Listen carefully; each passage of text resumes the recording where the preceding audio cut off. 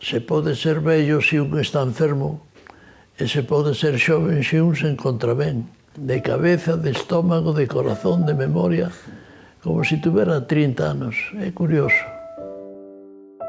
Xerardo Fernández Albor naceu en Santiago o 7 de setembro de 1917. Foi o segundo de 5 irmáns.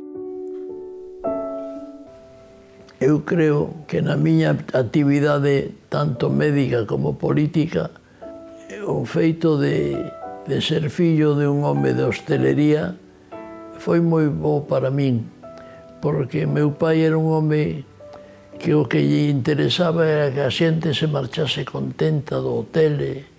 Eu creo que daba máis do que ganaba. E iso me serviu, cecais tamén na política, para que o mérito que eu tiña cando me metí na política era recibir a todo o mundo, e atender a todo o mundo.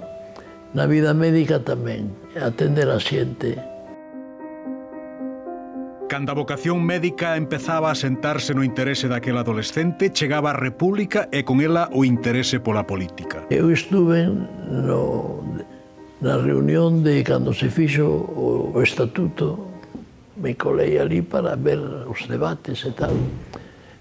E logo, calculando os anos, eu tiña 14 anos. Cos estudios de medicina interrompidos, Xerardo Fernández Albor pasou a maior parte da guerra en Alemaña, instruíndose como piloto aéreo. Rematada a guerra, retoma os estudos en Santiago e licénciase en medicina e cirurxía. Pero o logro médico do que se sente máis orgulloso é a creación do Policlínico da Rosaleda, hospital privado de Santiago do que foi fundador e director. Ramón Piñeiro, que viña da cárcel, foi que me meteu en política activa. Con ele empecé a recorrer Galicia con os homes de Galaxia, con don Ramón Otero Pedrallo, con García Sabel, con Sisto, con todos estos. Foron os que me foron a mí convertindo o galeguismo.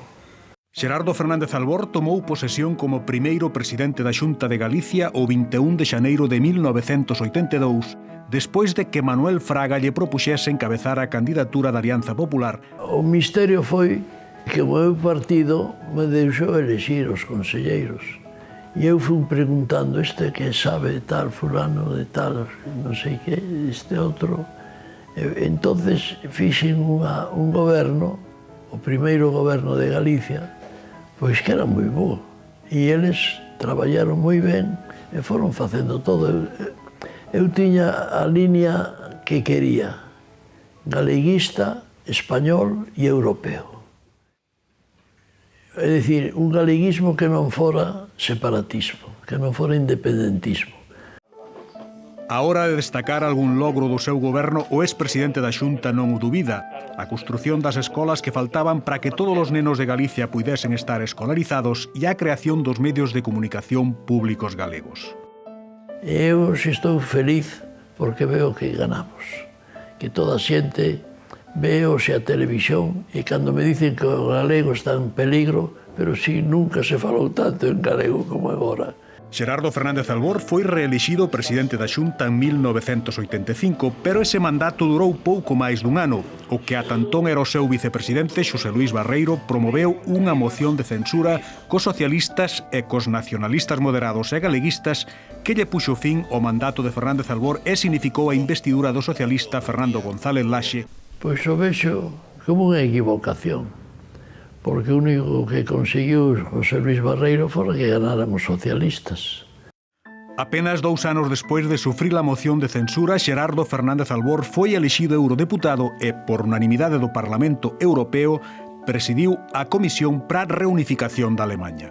O tempo sempre melloramos, porque como eu conocín a Galicia de antes e a España de antes, esa que lle digo, vexo que non nos decatamos que estamos en unha España moito mellor, con xente máis preparada, e en unha Galicia moito mellor e con xente moi preparada.